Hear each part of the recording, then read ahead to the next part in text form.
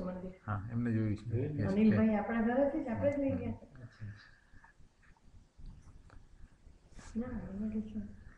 હા દિનેશભાઈને જય જિનેન્દ્ર, બરોબર. કે અમારા ખાસ જય જિનેન્દ્ર કહેજો. એમને પણ એ પણ કહે છે કે જય જિનેન્દ્ર. આપણે સમયસારનો સાથે શરૂ કરવાનો ટાઈમ થયો છે. લો જય જિનેન્દ્ર વાત કરી લો એમની સાથે પણ. હજી 2 મિનિટની વાર છે, વાંધો નથી. હા કલ્પનાબેન ને બી જય જિનેન્દ્ર. કલ્પનાબેન નથી ગયા ભાઈ. હાજી હાજી હવે તમે બરાબર છે. ટાઈમ થઈ ગયો છે. તમે પેલા ઉપર મૂકી દઉં છું.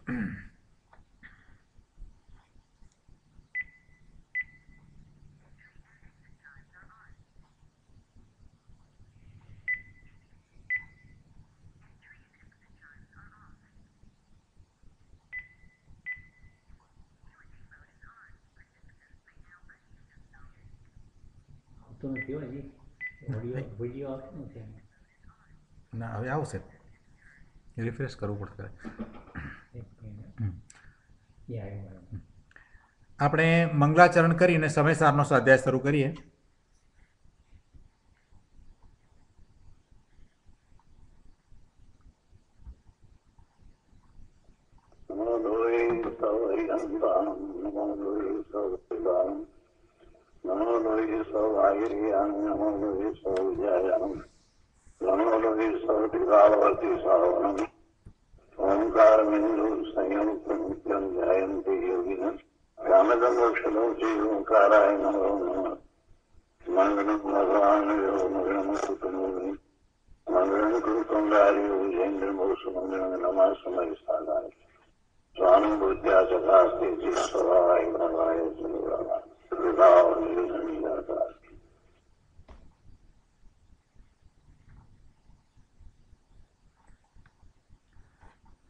સમયસાર ભગવાન કુંદકુંદાચાર્ય રચિત સમયસાર તથા ભગવાન અમૃતચંદ્રાચાર્ય રચિત આત્મખ્યાતિનો આપણે સ્વાધ્યાય કરીએ છીએ.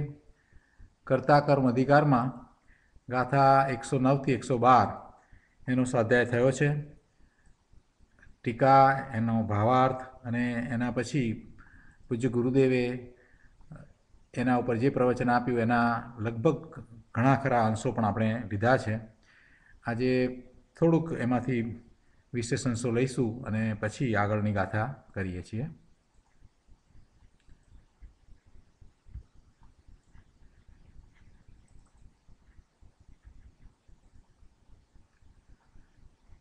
પ્રવચન રત્નાકર ભાગ 5મો.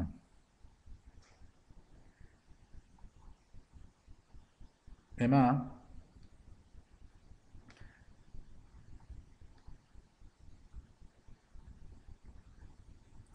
પાના નંબર 187. પ્રવચન રત્નાકર ભાગ 5મો, એમાં પાના નંબર 187. એમાં ઉપરથી બીજા પેરેગ્રાફમાં ગુરુદેવ કહે છે કે વિકૃત અવસ્થા પોતાથી પોતાના સ્વકાળે ક્રમબદ્ધ ઉત્પન્ન થાય છે. વિકૃત અવસ્થા પોતાથી પોતાના સ્વકાળે જ્યારે થઈ એનો સ્વકાળ. કોઈ પણ પર્યાય થાય છે તો એ પર્યાય જ્યારે થઈ એનો સ્વકાળ છે. એમ નથી કે કાળ છે, એ કાળ છે માટે એ પર્યાય થઈ છે, એમ નથી. એ પર્યાય ક્રમમાં છે. ક્રમબદ્ધમાં લોકો ગૂંચવાડો શું કરે છે? આ કરે છે કે ક્રમબદ્ધ છે એટલે એમ સમજે છે કે એનો અમુક કાળ આવે ત્યારે જ એ થાય, એમ નથી. એ થાય ત્યારે એનો સ્વકાળ.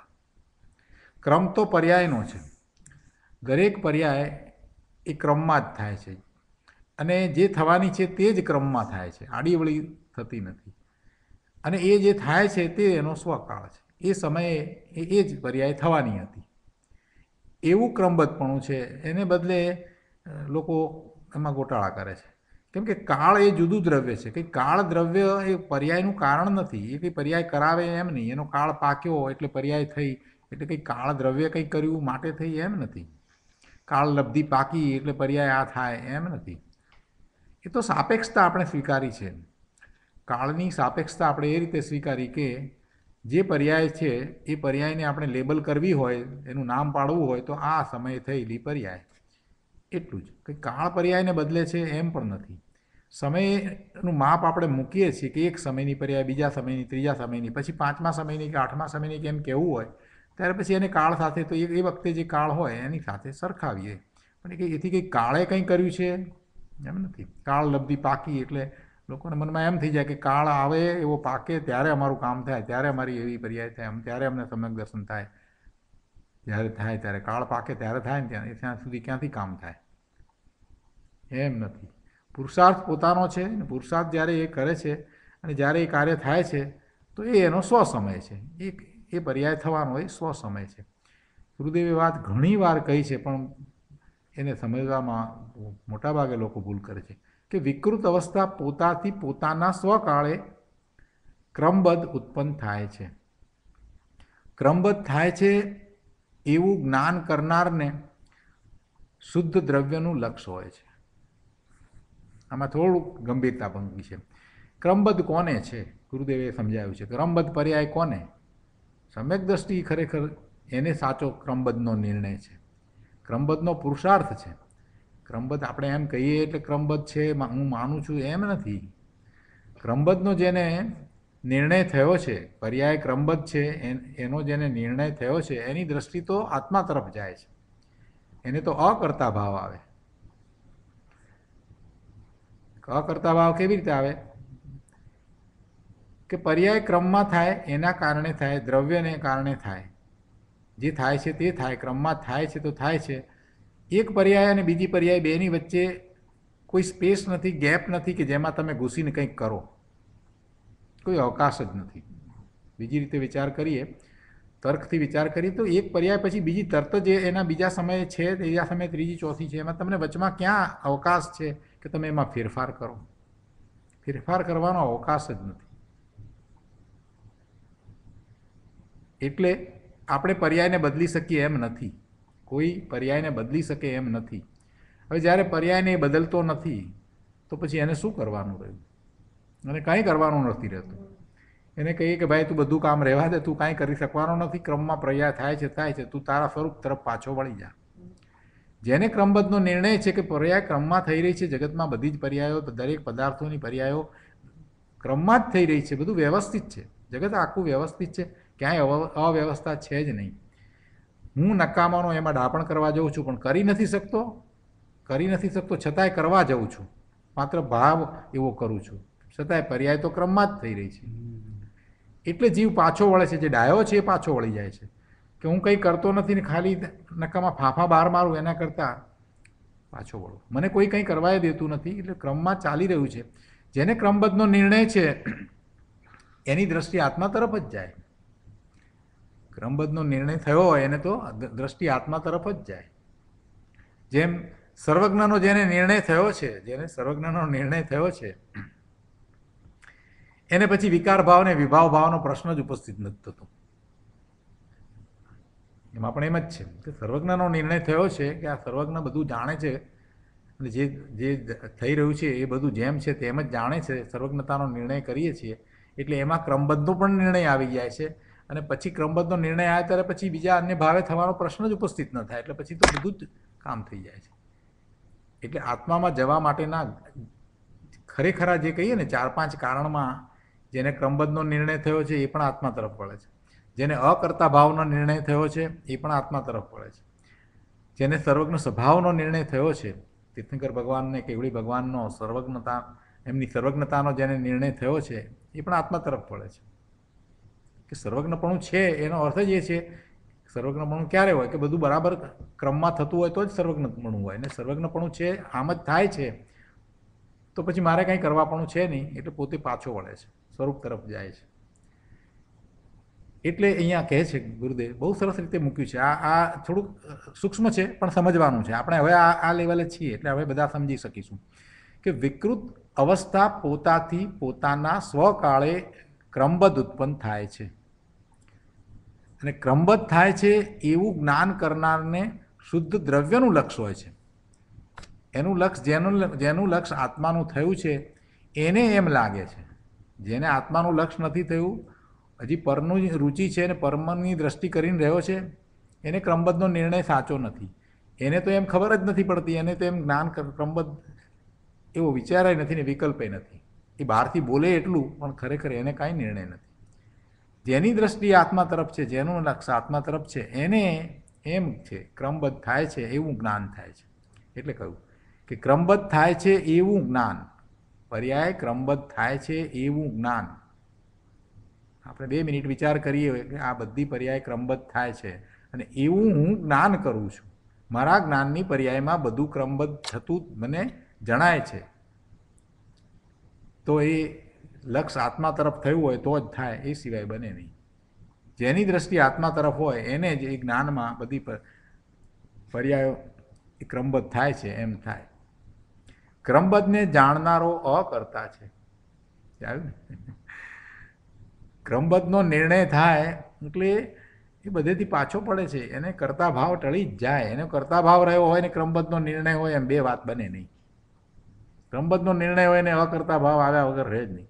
અને ક્રમબદ્ધનો નિર્ણય છે અને અકર્તા ભાવ નથી આવ્યો તો સમજવું કે કાચું પાકું છે, અથવા તો બોલવા ખાતર બોલે છે, બાકી ખરો નિર્ણય ક્રમબદ્ધનો થયો નથી.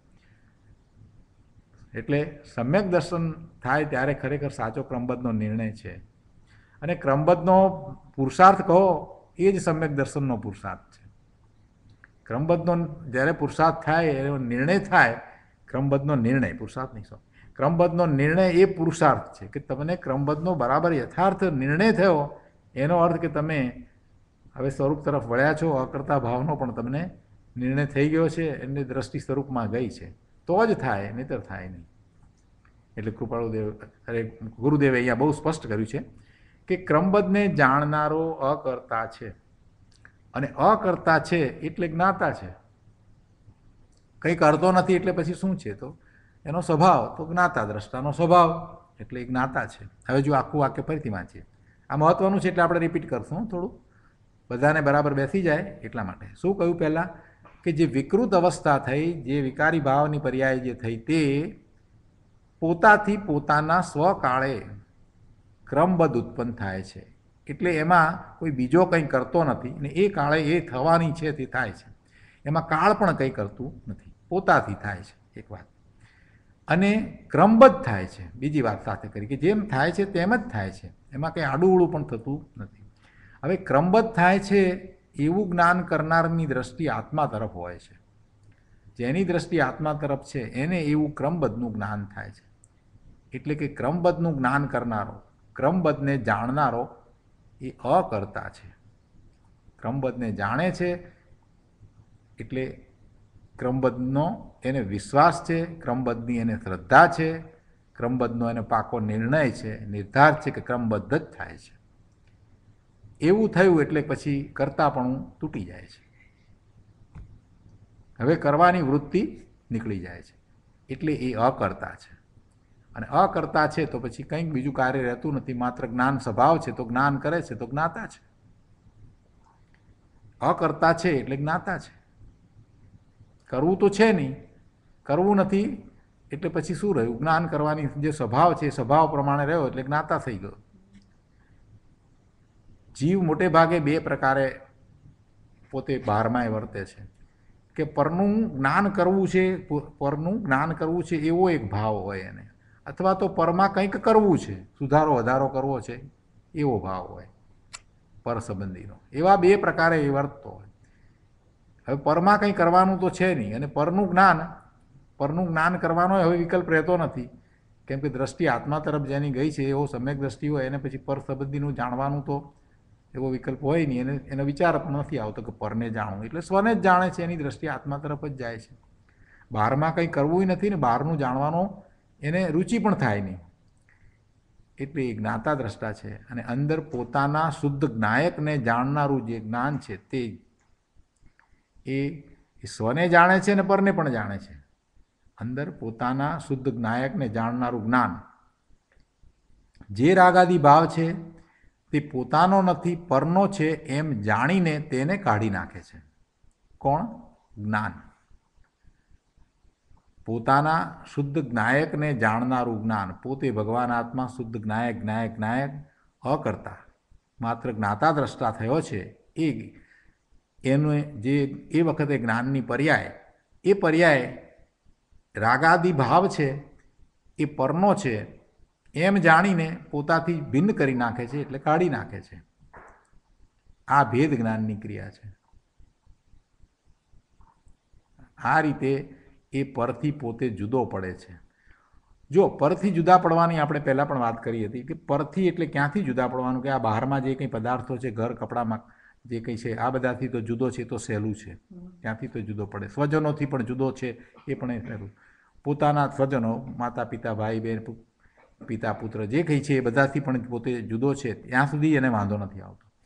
આગળ વધીને પછી શરીરથી પોતે જુદો છે એવું ભેદ જ્ઞાન કરવામાં થોડીક તકલીફ પડે છે, પણ એ હજી થઈ જાય છે, એ પણ એને થઈ જાય છે. પણ એના ભાવ, જે વિભાવ ભાવ, પરનું લક્ષ કરતાં જે ભાવ થાય છે, એ ભાવથી પોતે જુદો છે, ત્યાં એને અઘરું પડી જાય છે. શુભ ભાવનો હું કરતા છું એ વાત એને જતી નથી, કે એને એમ જ છે કે શુભ ભાવ તો મારો જ છે ને, શુભ ભાવ મારો છે એટલે તો મને પુણ્યનો બંધ પડે છે, અશુભ ભાવ મારો છે એટલે તો મને પાપનો બંધ પડે છે. આ વાત એને ખસતી નથી. અહીંયા કરતા કર્મ અધિકારમાં એ વાત કહી કે ભાઈ એ ભાવ પણ તારા નથી. કેમ કે સિદ્ધને નથી, એ ભાવ સિદ્ધને નથી એટલે તારા નથી, તારા સ્વરૂપમાં નથી. એટલે એ ભાવ જે છે એ પણ પોતાનો નથી, એટલે એનાથી પણ ભેદ જ્ઞાન કરવાનું. એ જે ભાવ છે એ ભાવ પણ મારો નથી. એટલે રાગનો જે ભાવ છે કે દ્વેષનો જે ભાવ છે, શુભ કે અશુભ ભાવ છે, એ પણ પર છે એમ કરીને એને કાઢી નાખ્યો, અને આ ભેદ જ્ઞાનની ક્રિયા બતાવી. આવું ભેદ જ્ઞાન જેને પ્રગટ છે એવા ધર્મી જીવને નિરંતર પર્યાયમાં આનંદનું વેદન છે. જેને આવું ભેદ જ્ઞાન થાય છે, સ્વ છે એને બધાથી જુદો પોતે જાણે કે તરતો અનુભવતો હોય એવી એની દશા છે, એટલે એને અલૌકિક આનંદનું વેદન છે. કર્મનું ફળ જે સુખ દુઃખની કલ્પના, તેને ધર્મી વેદતો નથી.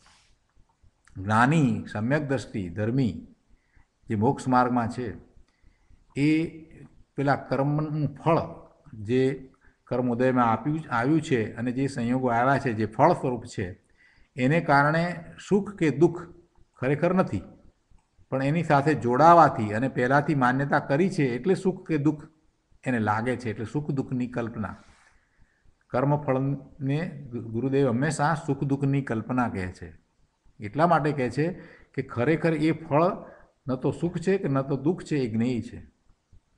એ જ્ઞાનમાં જ્ઞેય છે, એ માત્ર જાણવા લાયક છે.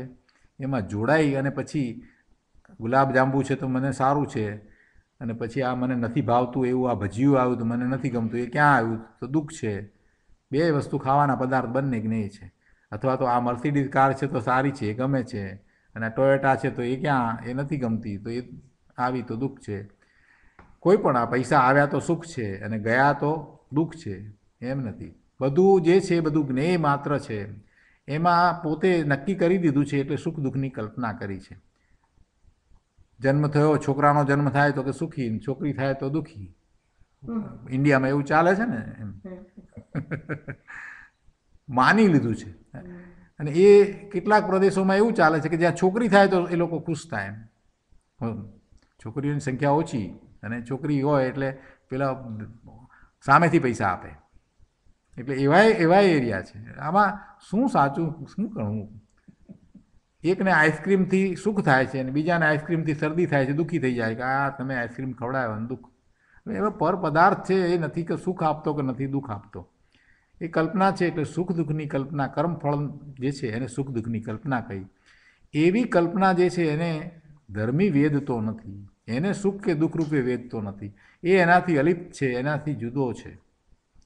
ભેદ જ્ઞાન જેને થયું છે એવો આત્મજ્ઞાની ધર્મી, એ આ કર્મફળમાં એ સુખ દુઃખનો અનુભવ કરતો નથી. એનું વેદન તો શું છે? પોતાના સ્વરૂપમાંથી જે આવતું વેદન છે એવું વેદન છે. એને તો આનંદનું વેદન હોય. એટલે એમ કહ્યું કે ધર્મી જીવને તો નિરંતર પર્યાયમાં આનંદનું વેદન છે. ભેદ જ્ઞાન જેને પ્રગટ થયું છે એવા ધર્મી જીવને તો નિરંતર પર્યાયમાં આનંદનું વેદન છે. અને પેલા કર્મફળનું જે સુખ દુઃખની કલ્પનારૂપ જે વેદન છે એ વેદન એને નથી હોતું. ગુરુદેવે આ એક પેરેગ્રાફમાં એક સાથે કેટલી બધી વાત કરી, શાસ્ત્રોના સાર ભરી દીધા, કેટલા બધા અધ્યાયોની વાતો બધી એક સાથે મૂકી દીધી. અહીં કહે છે કે આત્મા અનંત ગુણનો રસકંદ ચૈતન્ય મહાપ્રભુ મહાઆત્મા છે, તેમાં વિકાર નથી અને વિકાર કરે એવો ગુણ પણ નથી. તો પછી આત્મા વિકારને અને મિથ્યાત્વ આદિ ગુણસ્થાનને કેવી રીતે કરે અને કેવી રીતે ભોગવે? કરે જ નહીં. પર્યાયને રાગનો સંબંધ છે. શુદ્ધ ત્રિકાળી દ્રવ્યને રાગનો સંબંધ છે જ નહીં. પર્યાયને રાગનો સંબંધ છે, કેમ કે પર્યાય છે એમાં રાગ છે, દ્રવ્યમાં રાગ નથી. રાગ થયો એ તો પર્યાયમાં થયો, એ સમયે થયો એટલો એ પર્યાય થઈ, એટલી સ્થિતિ થઈ, એ દશા થઈ, બસ એટલું. દ્રવ્યમાં નથી. એટલે શું કહ્યું? પર્યાયને રાગનો સંબંધ છે, પણ જે શુદ્ધ ત્રિકાળી દ્રવ્ય આત્મદ્રવ્ય એને કંઈ રાગનો સંબંધ નથી. એમાં આત્મામાં એવો કોઈ ગુણ નથી કે જેથી રાગ થાય. પર્યાય સ્વતંત્ર થાય છે. પર્યાયની સ્વતંત્રતાનો આપણે ફરીને પાછો વિચાર કરીએ કે દરેક પર્યાયના એને એના ષટકારક પોતાના, એના 6 કારકો એના પોતાના. એ ષટકારકને કારણે જે પર્યાય ઉત્પન્ન થઈ એને પૂર્વની પર્યાયનો વ્યય થયો એવી પણ અપેક્ષા નથી. થોડી સૂક્ષ્મ વાત છે, પણ આપણે કરી ગયા છીએ એટલે બરાબર યાદ કરાવું કે પર્યાયને એવી પણ અપેક્ષા નથી કે પૂર્વની પર્યાય આવી હતી માટે હવે આવી પર્યાય થાય, એમ નથી. જે પર્યાય થાય છે તે સ્વતંત્ર ઉત્પન્ન થાય છે. આમાં રહસ્ય છે, આ વાતમાં ઘણું રહસ્ય છે. સમ્યક દર્શન થાય છે અને જે નથી થઈ એ વખતની પર્યાય, એ બે પર્યાયની વચ્ચે કંઈ અંતર છે? જે પર્યાય સમ્યક દર્શનની જે થઈ એની પહેલાંની પર્યાય સમ્યક દર્શનની નહોતી. જો પૂર્વની પર્યાય જે છે એને કારણે જો થતી હોય પર્યાય, તો પછી કેવી રીતે થાય સમ્યક દર્શનની પર્યાય? જે પહેલાં અશુદ્ધ પર્યાય હતી એને ઠેકાણે શુદ્ધ પર્યાય થઈ જાય છે. તો જો અશુદ્ધ પર્યાય જો કારણ હોય તો પછી અશુદ્ધ જ થવી જોઈએ? એમ નથી. દરેક પર્યાય સ્વતંત્ર છે. આ રહસ્ય છે. પર્યાયની સ્વતંત્રતા સ્વીકારીને શું કામ છે? કોઈ પ્રશ્ન પૂછે કે આટલું બધું તમે ઝીણું કેમ કાંતો છો? શું કામ છે આટલું બધું ઝીણું? પ્રભુ, એમાં માર્ગ છે, એમાં બહુ મોટી વાત છે. આત્મવિશ્વાસ બેસી જાય કે એ પર્યાય હતી તો શું છે, આ પલટો આમ ખાધો ને નવી પર્યાય નિર્મળ થઈ. પૂર્વની પર્યાય આમ છે માટે હવે આમ થશે એમ છે જ નહીં. દરેક પર્યાય સ્વતંત્રપણે પોતે પોતાના ષટકારકથી ઉત્પન્ન થાય છે. પર્યાય એક સમયનું સત છે, હોવાપણું છે, પર્યાયનું હોવાપણું છે. આ સૂક્ષ્મતાને આપણે સ્વીકારવાની છે. પર્યાય નથી એમ નથી. પર્યાયને ક્યારેક આપણે ગૌણ કરીને વાત કરીએ છીએ, ક્યારેક આપણે પર્યાયને મુખ્ય કરીને વાત કરીએ છીએ. જ્યાં જેની જે પ્રમાણે અપેક્ષા છે, જે પ્રમાણે જરૂર છે, એ પ્રમાણે આપણે તત્વને સમજીએ છીએ. અહીંયા આ વાત બંને સાથે મૂકીને ગુરુદેવે આપણને એમ સમજાવ્યું કે આ જે રાગનો ભાવ જે છે એ પર્યાયમાં છે, એ દ્રવ્યમાં નથી. અને એ સમયે એ પર્યાય થઈ તો થઈ, એની તું ચિંતા છોડ. બીજા સમયે ક્યાં એવી પર્યાય થવાની છે? શુક્રા દુઃખી થાય છે. દુઃખી થઈને તું નકામો આર્ત ધ્યાન કરીને એક પછી એવી પર્યાય કરે છે. થઈ ગઈ એ થઈ ગઈ. દ્રવ્ય તારું બગડ્યું નથી, એવું ને એવું ત્રિકાળ શુદ્ધ છે. તું વિશ્વાસ કર. જ્ઞાની પુરુષોએ આપણને મોટામાં મોટો વિશ્વાસ અપાયો કે ભાઈ તું નરકમાં ગયો, ગમે તે કર્યું, તારી એ પર્યાય થઈ ગઈ તો તે વખતે તે પર્યાય થઈ ગઈ તો થઈ ગઈ. હવે શું છે પણ એનું? હવે શું પણ? નકામાનો શુક્ર આવે એને તું યાદ કરીને શું કરે છે? તારું સ્વરૂપ આમ થઈ ગયું, તેમ થઈ ગયું, એવું શુક્રા તું માનીને બેઠો છે. એ તો પર્યાયમાં હતું, તે થઈ ગયું તો થઈ ગયું, આત્મામાં ઘૂસ્યું નથી. એટલે પર્યાય છે તે એક સમયનું સત છે અને પર્યાય પોતાના કારણે ઉત્પન્ન થાય છે. એ પર્યાયમાં રાગ થયો કે પર્યાયમાં દ્વેષ થયો કે પર્યાયમાં શુભ ભાવ થયો કે અશુભ ભાવ થયો, એ બધું ત્યાં રહ્યું. આત્માને કાંઈ થયું નથી. આત્મા એવો ને એવો કોરો રહ્યો, એવો ને એવો નિર્મળ રહ્યો, એવો ને એવો શુદ્ધ રહ્યો. આત્મદ્રવ્ય એવું જ રહ્યું. નિરંતર આત્મદ્રવ્ય એવું જ છે, અનાદિનું એમ જ છે. હવે આપણને કેવો વિશ્વાસ આવી જાય કે ના, હવે વાંધો નથી, હું સિદ્ધ સમાન છું, એ વાતનો હવે વિશ્વાસ પાક્કો થઈ જાય કે ના, બરાબર છે, મારું દ્રવ્ય સિદ્ધ સમાન શુદ્ધ જ છે, અત્યારે વર્તમાનમાં પણ શુદ્ધ છે, હવે મને વાંધો નથી, હવે હું પ્રગટ કરી લઈશ. જ્યાં સુધી એને વિશ્વાસ જ નહોતો કે હવે અમે તો પામર પામર પામર કરતો હતો, ત્યાં સુધી એને એમ જ કે જાણે કે એ પોતે પામર થઈ ગયો, દ્રવ્યમાં જાણે પામરતા આવી ગઈ એવો એ ભાવ લઈને બેઠો હતો. ત્યાં પામરતા પર્યાયમાં હતી, ક્યાં એના દ્રવ્યમાં તો ક્યાંય પામરતા છે જ નહીં. એ તો ભગવાન આત્મા અનંત ગુણોનો પિંડ ભગવાન કયો છે એને તો 72મી ગાથામાં 3 વખત અમૃતચંદ્રાચાર્ય ભગવાને ભગવાન કયો છે, આપણે કરી ગયા છીએ. એટલે કોઈ પામરતા નથી. જે પામરતા જે છે એ બધું પર્યાયમાં છે, દ્રવ્યમાં તો કાંઈ છે નહીં. દ્રવ્ય તો એવું ત્રિકાળ સિદ્ધ સમાન જ છે, શુદ્ધ છે. અને શુદ્ધ દ્રવ્ય છે તો એ પર્યાયમાં પણ શુદ્ધતા પ્રગટ કરશે ને કરશે. આ વિશ્વાસ સાથે આખો પુરુષાર્થ કરવાનો છે. પુરુષાર્થ આપણને આમાં બતાવ્યો છે કે તમે આ છો છો છો છો. 1000 વાર તમને કહેવામાં આવે પછી શું થાય? તમને કે હા હું છું. હું છું, શુદ્ધ છું. બસ પછી બેસી જાય છે વાત. પછી બીજું બધું જે છે તે એમ લાગે છે કે બરાબર છે, બીજું બધું જે છે તે ઠીક છે, કંઈ નહીં. હું તો શુદ્ધ છું એ વાત આખી બેસી જાય છે. એ સમ્યક દર્શન છે. વિકલ્પ વિના એવો જ અનુભવ થાય છે. પણ એમ થઈ જાય છે પોતે પછી એ એક વખત એ થયા પછીથી એ પોતે શુદ્ધ છે, ત્રિકાળ શુદ્ધ છે, પોતે એક નાયક છે. આ બધું એને કંઈ યાદ કરવાનું ને એવું રહેતું જ નથી. હું છું બસ, પોતાનું અસ્તિત્વને બસ એમ જ છે. કોઈ પામરતાના વિચારે રહેતા નથી. પર્યાયમાં હતું, પહેલાં હતું એની વાત નહીં, હવે ભવિષ્યમાં આમ થશે કે તેમ થશે કે એવા કોઈ ચિંતાય નથી હોતી. સમ્યક દ્રષ્ટિને કોઈ ભય પણ ન હોય, શંકા પણ ન હોય, ચિંતા પણ ન હોય. આશંકાઓ પણ ચાલી જાય. કોઈ વસ્તુને જાણવાની રીતે આમાં એવું થાય કે આ કેમ હશે જરાક, પણ એમ નહીં કે આ એના સંબંધીની ચિંતા કે કંઈ થાય નહીં. એને ભય જ હોય જ નહીં. સમ્યક દ્રષ્ટિને ભય ક્યાંથી થાય? પોતે ભગવાન છે, પછી બીજાનો ભય ક્યાં? એને ક્યાંથી ભય લાગવાનો? તો કોણ મારું બગાડે? આટલા અનંત કાળમાં આટલી જગ્યાએ ફરી આવ્યો તો કોઈ મારું બગાડી નથી શક્યું, તો કોણ હવે મારું બગાડવાનું હતું?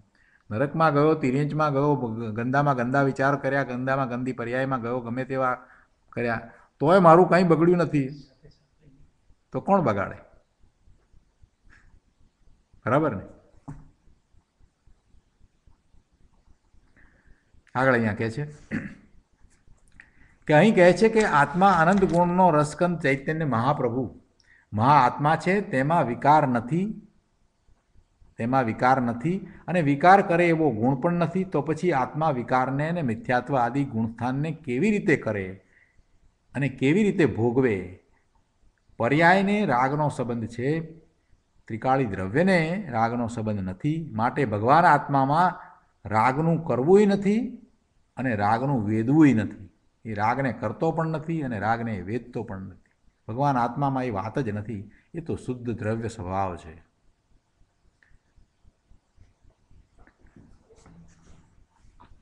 આગળ લઈએ.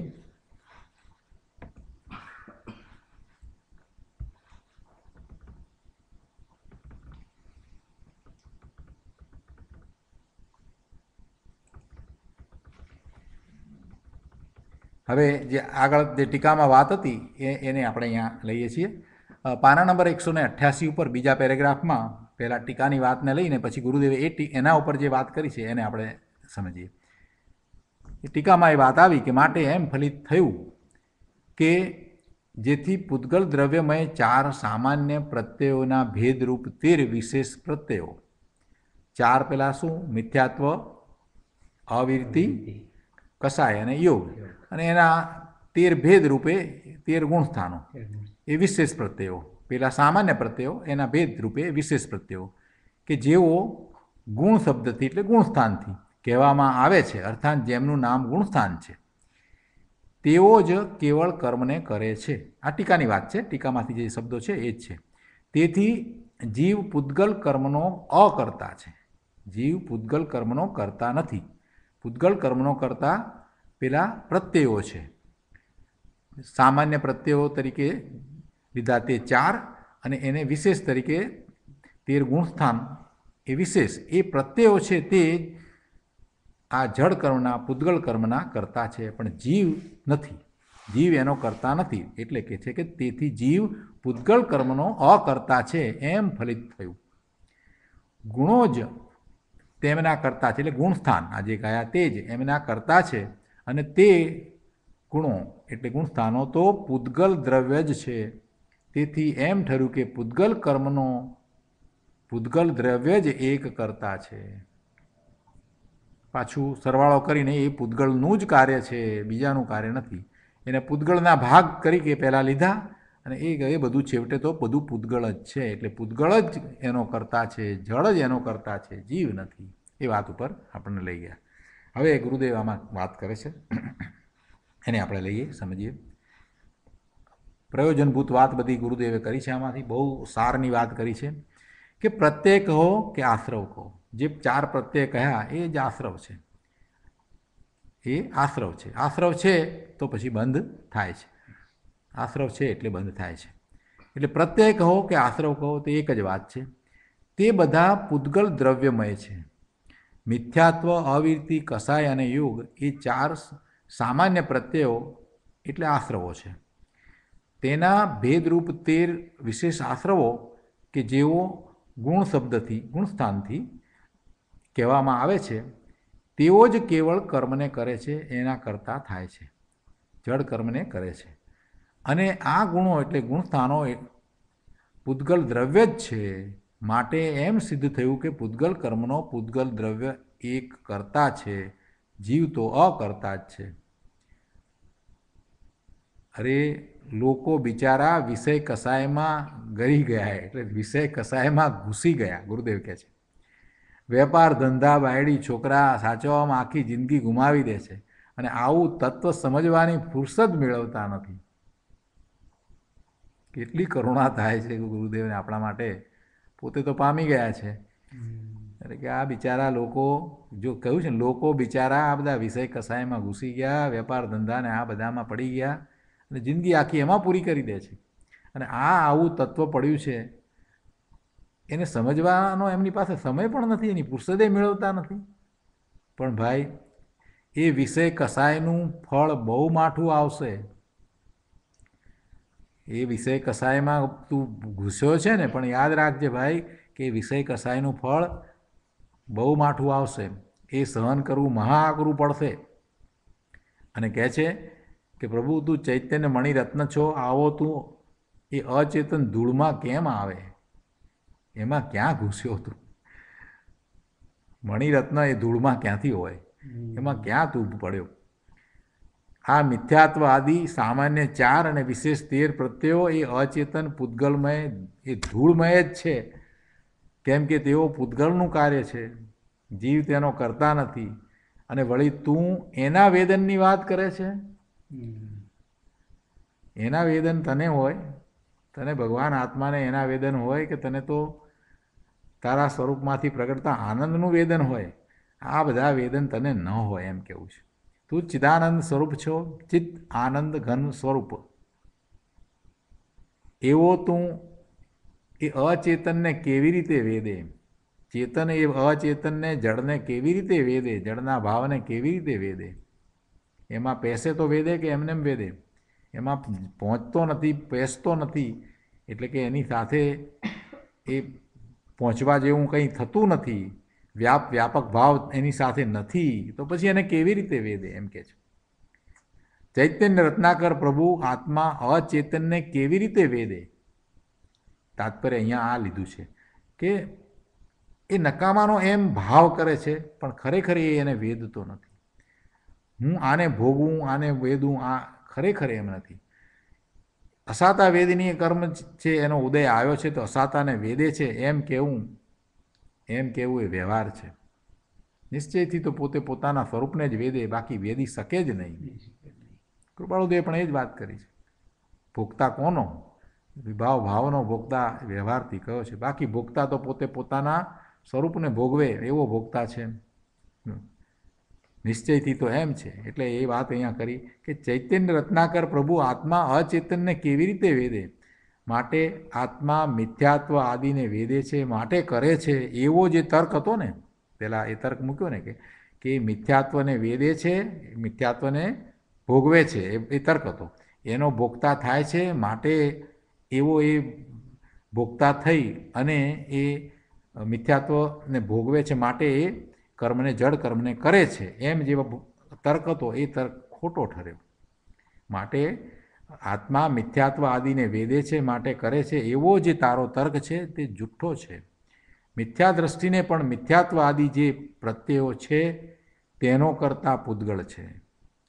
મિથ્યા દ્રષ્ટિને માટે પણ મિથ્યા દ્રષ્ટિ હોય તો પણ એને મિથ્યાત્વ આદિ જે પ્રત્યયો છે તેનો કરતા પૂતગળ છે. આત્મદ્રવ્ય તેનો કરતા નથી.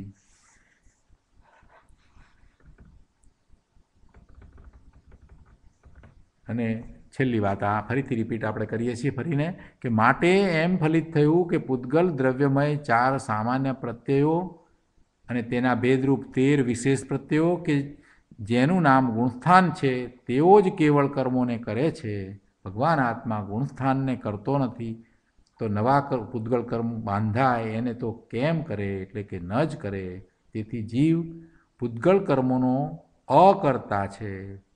ગુણો જ તેમના કરતા, એટલે ગુણસ્થાનો છે પેલા પ્રત્યયો છે એ જ એના કરતા છે. અને ગુણો એટલે ગુણસ્થાનો પૂતગલ દ્રવ્ય છે. તેથી પૂતગલ કર્મ છે એનો કરતા પૂતગલ દ્રવ્ય જ છે, બીજું કોઈ નથી. તો આ રીતે ખૂબ વિસ્તાર કરી અને બધું પ્રયોજન પણ સાથે ને સાથે આપણને સમજાવ્યું. હવે એના ભાવાર્થમાંથી થોડીક વાત આપણે લઈએ.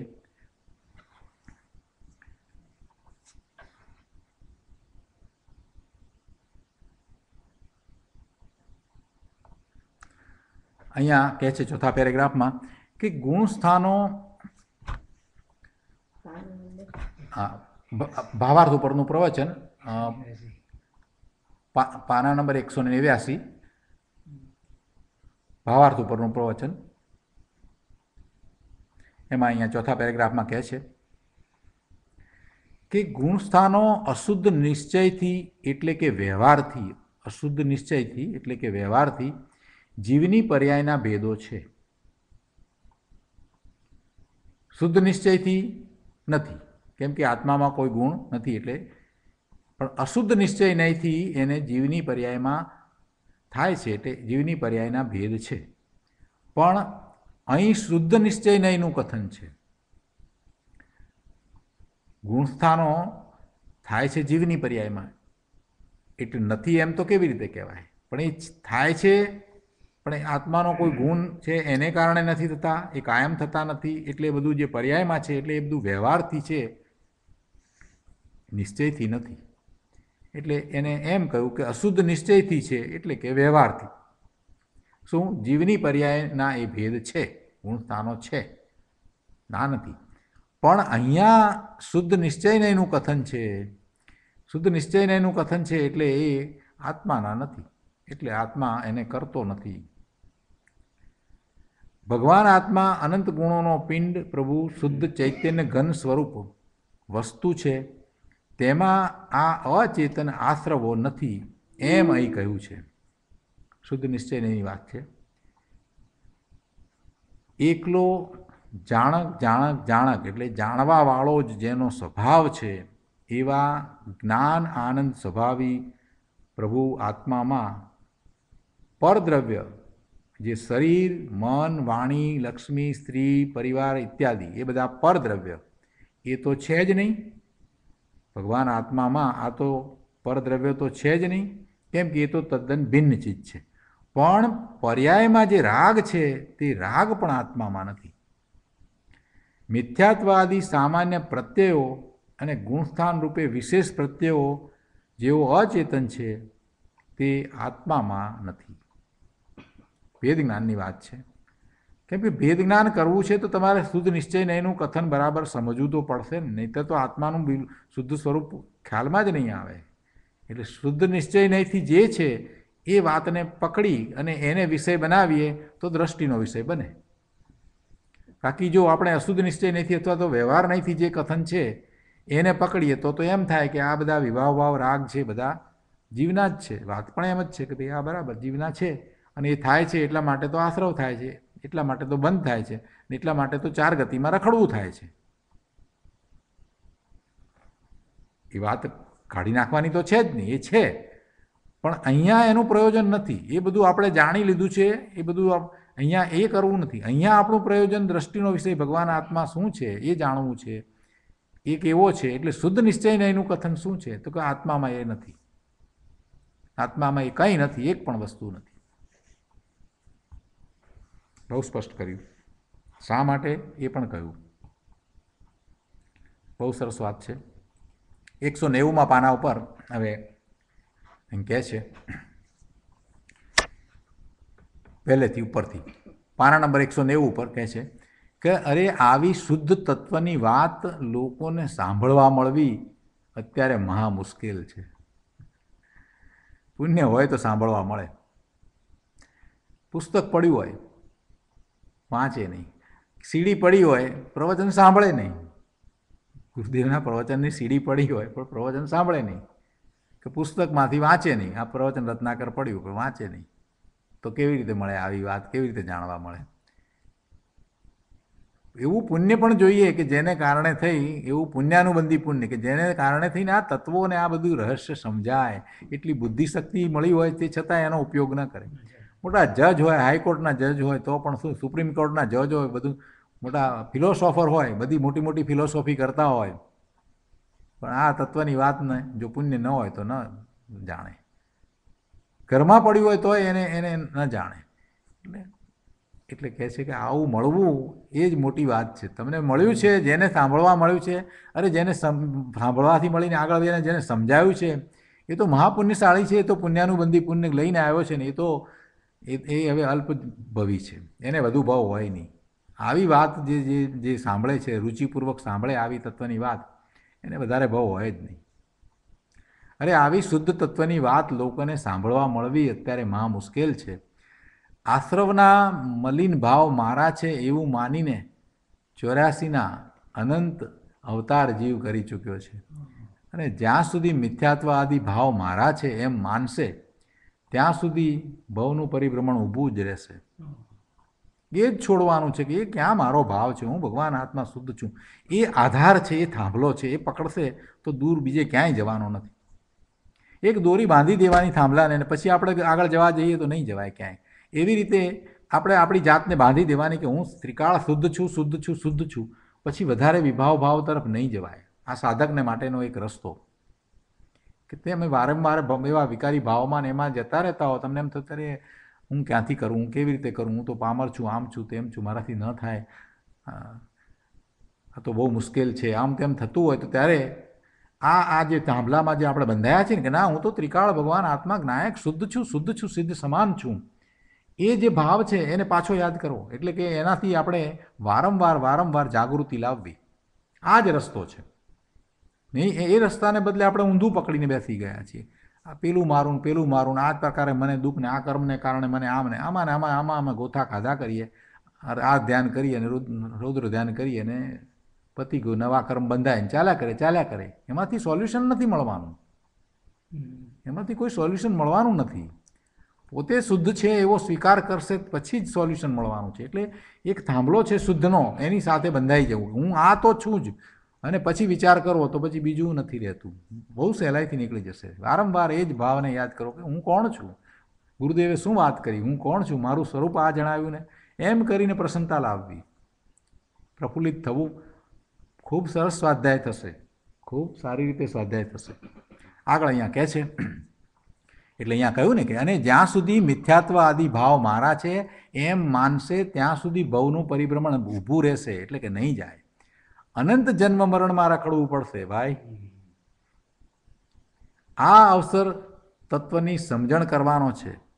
અને હવે એ વાત અહીંયા સંક્ષિપ્તમાં કરી છે. ગુરુદેવ કહે છે કે અહીંયા 3 વાત કરી છે. પહેલી વાત કે મિથ્યાત્વ, અવિરતિ, કસાય અને યોગ એ 4 સામાન્ય પ્રત્યયો, એટલે એ આશ્રવો છે. એ આશ્રવ છે જેને કારણે બંધ પડે. બીજી વાત કે 13 ગુણસ્થાનો તે પણ પ્રત્યયો છે, એ વિશેષ પ્રત્યયો છે અને તે પણ આશ્રવો છે, એને કારણે પણ બંધ પડે. એટલે એમાં એકરૂપતા કરવી નહીં, મારાપણું કરવું નહીં, એ હું છું કે એમાં મારું કંઈક છે એવો વિચારે ન કરવો. એ છે તો છે, એ પર્યાયમાં છે, એ ક્ષણિક છે, એ રહેવાનું નથી. થોડોક કાળ સુધી એને કારણે કર્મ બંધાય તો ભલે બંધાય, એમ કહ્યું ને મૂળ ગાથામાં એમ કહ્યું, એ બંધાતા હોય તો ભલે બંધાય, એથી મારે શું છે એમ કહ્યું. એટલે આગળ કહે છે ત્રીજું કે નવા કર્મ બંધનના તેઓ કારણ છે, આત્મા બંધનનું કારણ નથી. ભગવાન આત્મા ચૈતન્યના પ્રકાશનું નૂરનું પૂર છે. રાગ દ્વેષના ભાવ અને ગુણસ્થાન આદિમાં શુદ્ધ ચૈતન્ય સ્વરૂપ જ્ઞાયક ભાવનો અભાવ છે. રાગ દ્વેષના ભાવ અને ગુણસ્થાનની અંદર આ શુદ્ધ ચેતન ભગવાન આત્મા નથી, એટલે કે એમાં ચેતનપણું નથી, એ તો જડ છે. અને શુદ્ધ જ્ઞાયકમાં એ પેલા નથી. શું? રાગ દ્વેષ ગુણસ્થાન એ શુદ્ધ ચેતન ભગવાન આત્મામાં નથી.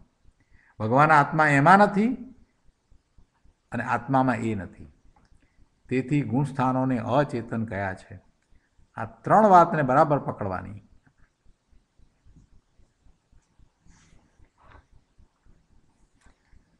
છેલ્લી વાત લઈએ ભાવાર્થમાંથી. ગુરુદેવે બહુ સરસ વાત મૂકી છે કે એક કોર એટલે એક તરફ, એક બાજુ આત્મા એકલું ચૈતન્ય દળ, અને બીજી કોર એટલે બીજી તરફ ગુણસ્થાન આદિ અનેક ભેદરૂપ અચેતન દળ. એક બાજુ ચેતન દળ છે ને બીજી બાજુ અચેતન છે, એમાં બધું આવે. આ પેલા પ્રત્યયો લીધા એ પણ આવી ગયા, ને એ ગુણસ્થાને આવી ગયા, ને વિભાવ ભાવે આવી ગયા, બધું એ બધું અચેતન, બધાને અચેતન કહ્યું. કેમ કે આત્માની જાતનું નથી એટલે ચેતન નહીં. એટલે એક બાજુ ચેતનનું દળ, ચૈતન્ય દળ, અને બીજી કોર બીજી તરફ ગુણસ્થાન આદિ અનેક ભેદરૂપ અચેતન દળ, બંનેના તદ્દન જુદા ભાગ પાડી દીધા. ભાગ પાડી દીધા એટલે આપણને શું થયું? ભેદ જ્ઞાનની આ રીત બતાવી દીધી. બધું જુદું, આ ચેતનથી બધું જુદું. જન્મ મરણના અંત કરવાનો આ જ માર્ગ છે, ભેદ જ્ઞાન. એનાથી જુદો થઈ ગયા. અજ્ઞાનીઓ રખડવાના માર્ગમાં ભૂલા પડ્યા છે. મોટો રાજા હોય ને તો એ મરીને ભૂંડ થાય, અને મોટો શેઠ હોય તો મરીને ભેંસ થાય.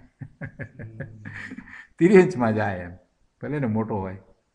કેમ? આત્મા શું ચીજ છે એની જેને ખબર નથી એના આવા જ હાલ થાય ને, બીજું શું થાય. આચાર્ય દેવ અહીં સંસાર પરિભ્રમણથી છૂટવાનો માર્ગ બતાવે છે.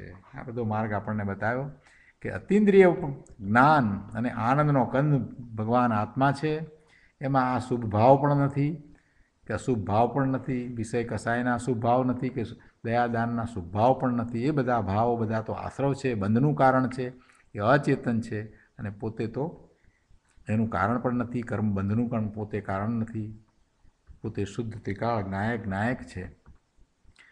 તો આ રીતે આ આખી ગાથા અને એના આ 4 ગાથાઓ અને એના ઉપરના પ્રવચનમાંથી ઘણા બધા અંશો આપણે લીધા અને મૂળ વાતને સમજ્યા. હવે આજે એના પછી જે ગાથા છે એનો આજે થોડો વિચાર કરીએ, શરૂઆત કરીએ છીએ. ગાથા 113થી 115. બધાને ખાસ વિનંતી છે કે આ જે 109થી 112 ગાથામાં જે ગુરુદેવનું પ્રવચન છે, પ્રવચન રત્નાકરની અંદર જે આખું, એ બધું બરાબર શાંતિથી 1 કલાક 1.5 કલાકનો ટાઈમ લઈને બરાબર વાંચી જવું એ બહુ જરૂરી. આખું વાંચી જવાનું. આપણે બધું આખું નથી લીધું, અંશો લીધા મહત્ત્વના જે હતા એ, પણ આખું વાંચી જવું એટલે ખૂબ દ્રઢતા થશે, એ જ ભાવ રહેશે. હવે અહીંયા ગાથા 113થી 115. હવે એમાં શું કહેવું છે? થોડીક વાત આપણે શરૂઆત કરીએ છીએ કે અહીંયા કહે છે કે વળી જીવને અને તે પ્રત્યયોને એકપણું નથી એમ કહે છે. હજી વધારે સ્પષ્ટતા કરવી છે કે એની સાથે જીવને જે એ અનાદિનું એવું થઈ ગયું છે કે એની સાથે એકરૂપતા મિથ્યાત્વ સહિત જ હોય પોતે, તો કે એવું એકપણું જે છે એ એકપણું નથી, એ વધારે સ્પષ્ટ કરવું છે. એટલે આ ગાથાઓ દ્વારા જીવને એની સાથે એકપણું નથી એ વાત હવે કરવી છે. આ જે પ્રત્યયોની વાત લીધી ને, 4 પ્રત્યયો અને પછી 13 એ વિશેષ પ્રત્યયો, તો કે એને જીવ સાથે એકપણું નથી એ વાત હવે આ 113થી 115 ગાથા, 3 ગાથામાં હવે કરે છે. આપણે ગાથાની શરૂઆત કરીએ. અહીંયા 113થી 115 ગાથામાં કહે છે કે યથા જીવ શાન અન્ય ઉપયોગ ક્રોધોપી તથા અદ્યન્યન જીવસ્ય ચૈવમન અનંત્વ માપનમ એવમિહ યસ્તુ જીવ સ ચૈવ તુ નિયમતસ્થા જીવ અયમ એકત્વે દોષ પ્રત્યયનો કર્મણામ અથ તે અન્ય ક્રોધોન્ય ઉપયોગાત્મકો ભવતી ચેતયિતા યથા ક્રોધસ્તથા પ્રત્યયા કર્મ નો કર્માપ્યનંત. ગુજરાતીમાં ગાથા છે કે ઉપયોગ જેમ અનન્ય જીવનો, ક્રોધ તેમ અનન્ય જો, તો દોષ આવે જીવ તેમ અજીવના એકત્વનો. તો જગતમાં જે જીવ તે જ અજીવ પણ નિશ્ચય ઠરે. નો કર્મ પ્રત્યય કર્મના એકત્વમાં પણ દોષ એ. જો ક્રોધ એ રીત અન્ય, જીવ ઉપયોગાત્મક અન્ય છે, તો ક્રોધવત નો કર્મ પ્રત્યય કર્મ તે પણ અન્ય છે. ગાથાના અર્થમાં અહીંયા કહે છે કે યથા જીવસ્ય ઉપયોગ અનન્ય, યથા જેમ જીવને ઉપયોગ અનન્ય અર્થાત એક રૂપ છે. અનન્ય, જો આ અનન્ય શબ્દ સમજીશું નહીં તો આગળ વાત નહીં ચાલે. પહેલાં અનન્ય શબ્દ આપણે સમજીએ. અનન્ય, અન્ય નહીં તે અનન્ય. અનન્ય એટલે અન્ય નહીં. અન્ય એટલે જુદું. જુદું નહીં તે એનો અર્થ શું થયો? એકરૂપ. જુદું નથી, એકરૂપ. અનન્ય, અન્ય નહીં તે, પોતાથી અન્ય નહીં, પોતાથી જુદું નહીં, એટલે પોતા રૂપે એક રૂપ છે તે અનન્ય. હવે શું કહે છે કે જેમ જીવને ઉપયોગ અનન્ય અર્થાત એક રૂપ છે. જીવને એટલે ભગવાન આત્માને, એને ઉપયોગ, એ જ્ઞાન દર્શનનો ઉપયોગ છે, એ એનાથી જુદો છે? ના, જુદો નથી, એનાથી અન્ય નથી, એટલે અનન્ય છે. જ્ઞાન દર્શનના ઉપયોગ એવું આત્માનું સ્વરૂપ છે, એ આત્માથી જુદો નથી. ઉપયોગ આત્માનો છે, આત્માથી એ જુદો નથી, એમ અહીંયા કહ્યું. એટલે જેમ જીવને ઉપયોગ અનન્ય છે, અનન્ય છે કહો અથવા તો અન્ય નથી, જુદો નથી, એટલે એક રૂપ છે. જેમ જીવને ઉપયોગ એક રૂપ છે. આગળ કહે છે કે તથા તેમ યદિ ક્રોધ અપી અનન્ય એવં જીવસ્ય ચ અજીવસ્ય અનન્યત્વમ આપન્નમ એવં, એટલે એનો અર્થ કર્યો છે અહીંયા કે તેવી રીતે, તથા એટલે તેમ, જો ક્રોધ પણ અનન્ય હોય, ઉપયોગ તો અનન્ય છે જ, ઉપયોગ તો એક રૂપ છે, પણ જો ક્રોધ પણ અનન્ય હોય એટલે કે એક રૂપ હોય આત્મા સાથે, તો શું થાય? તો એ રીતે જીવને અને અજીવને અનન્યપણું થાય. જીવ તો છે અને અજીવ કોણ? ક્રોધ. ક્રોધ જે છે એ જળ છે, એ ચેતન નથી, એટલે અજીવ કયો. એટલે અજીવ સાથે એને એકપણું થાય. જો તમે એમ માનો કે ક્રોધ છે એ ક્રોધ પણ જીવ સાથે અનન્ય છે, એને પણ એકરૂપપણું છે, તો પછી જીવને અને અજીવને એને એકરૂપતા થઈ ગઈ. જીવને અજીવ એકરૂપ થાય? ન થાય. જો તર્કથી સમજાયું છે, બહુ સરસ તર્ક કર્યો છે.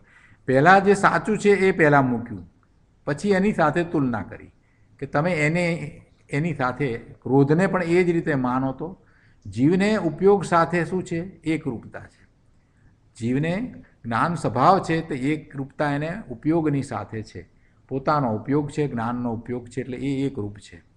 એવી રીતે જો ક્રોધ સાથે પણ એકરૂપતા કહેશો તો શું થશે? તો કે જીવ અને અજીવ, ક્રોધ તો અચેતન જળ અજીવ છે, તો કે જીવને અને અજીવને એકપણું થશે.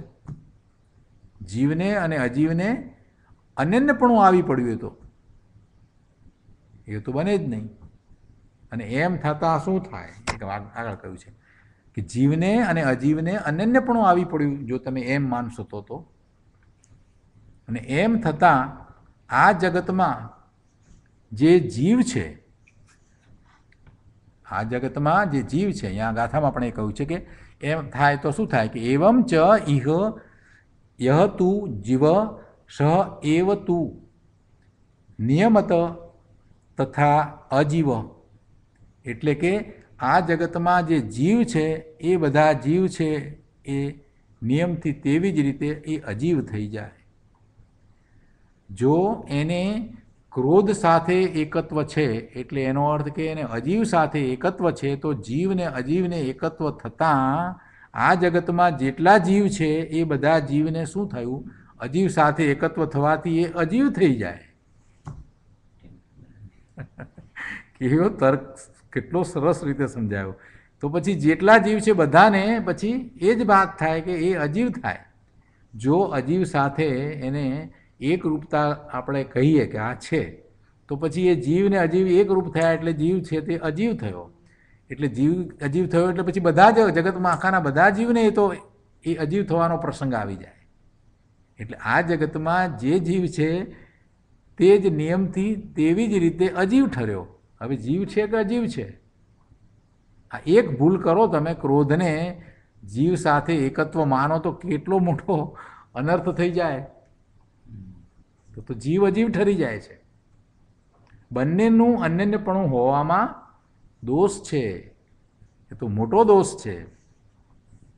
એવું અનન્યપણું માનીએ તો એ મોટો દોષ છે. આગળ કહે છે કે પ્રત્યય નો કર્મ કર્મણામ એકત્વે અયમ દોષ. એટલે પ્રત્યય નો કર્મ અને કર્મના એકત્વ એટલે એકપણામાં, એને એકપણું માનવામાં, પ્રત્યય સાથે, નો કર્મ સાથે અને કર્મ એ બધા સાથે એ રીતે એકપણું માનવામાં આવે અનન્યપણામાં, એટલે કે એની સાથે એકપણામાં, આવો જ દોષ આવશે. જેમ ક્રોધ માટે થયું એવું આને માટે પણ થશે, કેમ કે એ બધા પણ અચેતન જડ છે. પ્રત્યય, નો કર્મ અને કર્મ એ બધા સાથે પણ જો અનન્યપણું માનવામાં આવે એટલે એકપણું માનવામાં આવે તો પણ આવો જ દોષ આવશે. જીવ ને અજીવ એક થશે એટલે જીવ અજીવ ઠરશે. બહુ મોટો દોષ છે. કે છે હવે કે અથ તે ક્રોધ અન્ય. હવે જો આ દોષના ભયથી, આ દોષ લાગે છે તો આપણને એમ થાય કે ના આ દોષ તો ન જોઈએ, આવો દોષ થાય તો ઠીક નહીં. અને તો પછી આપણે હવે એમ માનીએ, તારા મતમાં એમ આવે કે ક્રોધ જે છે તે અન્યને નહીં પણ અન્ય છે એમ માનીએ. તારા મતમાં હવે ક્રોધને અન્ય માનીએ, જુદો માનીએ. પહેલાં આપણે અનન્ય માન્યો, એકરૂપ માન્યો એટલે દોષ આવ્યો. એટલે હવે આપણે ડર્યા કે ના ભાઈ એમ તો નહીં, જીવને અજીવ ભેગા કરીને બધો જીવ અજીવ થઈ જાય એ વાત તો ના ના ના, એ રહેવા દો. આપણને ભય થયો કે ના એમ નહીં, એમ નહીં, એ વાતને રહેવા દો. તો પછી શું માનવું છે? તો કે ક્રોધને અન્ય માનો. હવે જો તારા મતમાં ક્રોધ અન્ય છે અને ઉપયોગાત્મક ચેતયતા અન્ય ભવતી, તારા મતમાં જો ક્રોધ છે તે અન્ય છે, જુદો છે, આત્માથી ભિન્ન છે, અને ઉપયોગ સ્વરૂપ આત્મા જે છે તે જુદો છે. એ બંને જુદા છે. ક્રોધ પણ જુદો અને આ ઉપયોગ સ્વરૂપ ચેતન ભગવાન આત્મા પણ જુદો એમ છે. એ બંને જુદા જુદા છે, અન્ય છે. તો પછી શું કહે છે કે યથા ક્રોધ તથા પ્રત્યયા કર્મ નો કર્મ અપી અન્યત. એટલે એવી જ રીતે જો એમ માને તો પછી એ જ રીતે યથા ક્રોધ, જેમ ક્રોધને તે જુદો માન્યો, અન્ય માન્યો, તે પ્રમાણે તેમ પ્રત્યયો પણ, કર્મ પણ અને નો કર્મ પણ આત્માથી અન્ય જ છે. તો પછી એને પણ તારે અન્ય માનવા પડે. તને ભય લાગ્યો કે ક્રોધને આત્માથી એકરૂપ માનીશ તો જીવને અજીવ થવાનો પ્રસંગ આવે છે, તો કહે છે કે ના ના, તો એવું નથી કરવું. તો પછી જો ક્રોધને નથી કરવું તો પછી તારે આનું પણ નહીં કરાય. તેનું આ મિથ્યાત્વ વગેરે જે છે એ પ્રત્યયો ચાર કહ્યા તે કર્મ અને નો કર્મ એ પણ જડ છે, એની સાથે પણ એકરૂપતા કરાશે નહીં. એની સાથે એકરૂપતા કરવા જઈશ તો પણ જીવને અજીવ થવાનો પ્રસંગ આવી જાય છે. એટલે એનો અર્થ શું થયો આના ઉપરથી કે આ બધા જે ભાવ, ક્રોધાદિ ભાવ જે છે એ આત્મા સાથે એકરૂપતા કરતા નથી. એ જ રીતે પ્રત્યયો પણ આત્મા સાથે એકરૂપ હોઈ શકે નહીં. કર્મ કે નો કર્મ કંઈ પણ આત્મા સાથે એકરૂપ થઈ શકે જ નહીં. જો એવું કરવામાં આવે તો જીવને અજીવ થવાનો વખત આવી જાય. તર્કથી આ વાત સિદ્ધ કરી. હવે આનો વધારે વિસ્તાર આપણે આવતા સ્વાધ્યાયમાં કરીશું. એટલે એ સંબંધીના પ્રશ્નો આજે નહીં કરતા, એ સંબંધીનો જે આગળ વિસ્તાર આવશે. પણ જે 109થી 112 સંબંધી જે વાત કરી એના સંબંધી કદાચ કોઈક ખાસ વાત રહેતી હોય તો આપના પ્રતિભાવ અથવા પ્રશ્ન આપણે લઈએ. પણ ઘણો વિસ્તાર થયો છે, ઘણો વિસ્તાર થયો. ગુરુદેવે ખૂબ સમજાવ્યું છે. એટલે મારી તો બધાને ભલામણ એ છે કે પ્રશ્ન કરવાને બદલે તમને આશંકા જશે બહુ કંઈ બીજું હોય નહીં, એ આખું વાંચી જશો અને પછી જો પ્રશ્ન કરવા વિચારશો તો પ્રશ્ન તમારો રહેશે જ નહીં. એક વખત વાંચી જાઓ, મારી બધાને ભલામણ છે. આવું તત્વ હાથ લાગ્યું છે તો પછી સમય કાઢીને વાંચવું જોઈએ. છતાં કોઈક વાત હોય તો ભલે પ્રતિભાવ કે પ્રશ્ન હોય તો જરૂરથી કહો.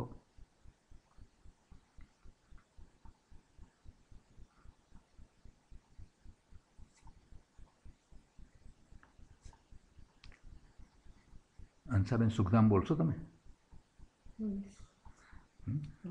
જો પ્રતિભાવ કે પ્રશ્ન ન હોય તો પછી અહીંથી હંસાબેન સુખધામ બોલે છે, આપણે બધા સાંભળીએ, સાથે બોલીએ. બરાબર છે? સુખધામ બોલી અને સ્વાધ્યાય પૂરો કરીએ છીએ.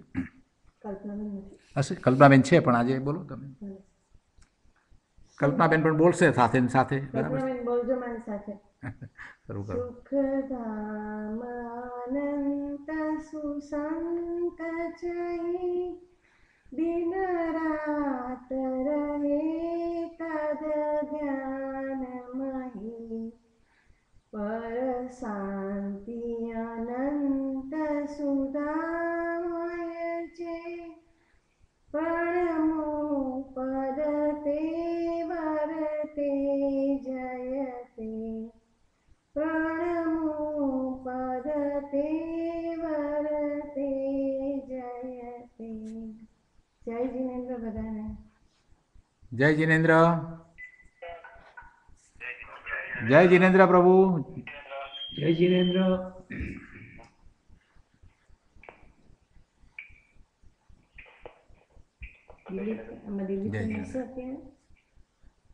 દિલીપભાઈ કદાચ હશે. હા દિલીપભાઈ સ્વાધ્યાયમાં છો કે તમે? હા દિલીપભાઈ. ઓકે એક મિનિટ. હા દિલીપભાઈ હવે એક મિનિટ તમે ચાલુ રાખજો. દિલીપભાઈ હંસા વાત કરું છું. જય જીનેન્દ્ર. હા તમે આવવાના છો અહીંયા?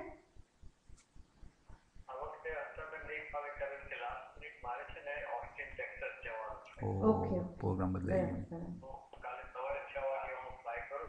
અચ્છા બરાબર.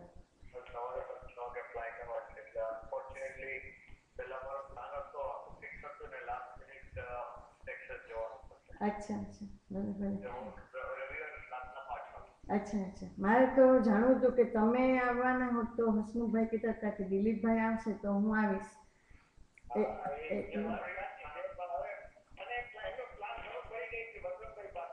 હા અચ્છા બરાબર. હસમુખભાઈ લાઈનમાં છે. હસમુખભાઈ લાઈનમાં છે. મારે બસ ખાલી જાણવું હતું કે તમે બધા આવો છો કે નથી આવતા. આવવાના હોત તો આનંદ થાય પણ બરાબર.